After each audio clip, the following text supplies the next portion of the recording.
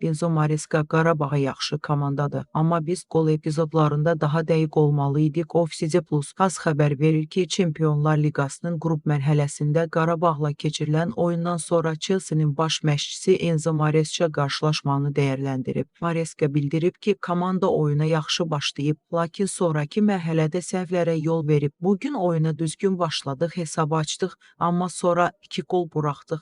Onların birini 10 nəfərli oynayarkən buraxdıq. Hər 2 qolu da qarşısını almaq olardı. Rəqib cərimə meydanında daha kəskin olmalıyıq. Mütəxəssis bəzi futbolçuların istirahətə buraxıldığını da qeyd edib. Moises Caicedo, Enzo Fernandes, Malo Gusto və bir neçə futbolçunu dincəlməyə qərar verdik. Onlar hər 3 gündə bir oynaya bilməzlər. Klub dünya çempionatı bizi çox yordu. Rotasiya etməyə çalışdıq.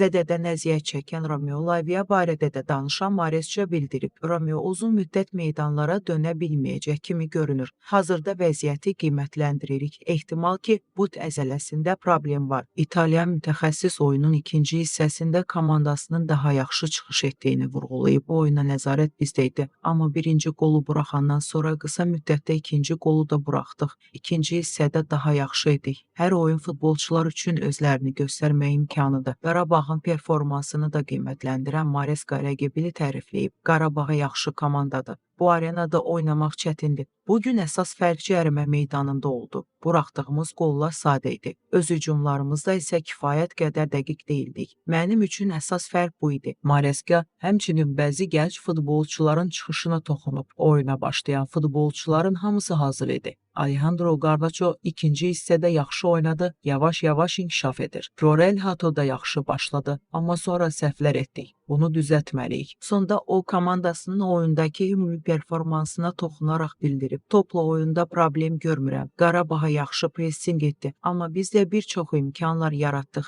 Bəzi cəhətləri inkişaf etdirə bilərik, amma ümumilikdə yaxşı şeylər gördüm. Qeyd edək ki, oyun 2-2 hesabı ilə başa çatıb.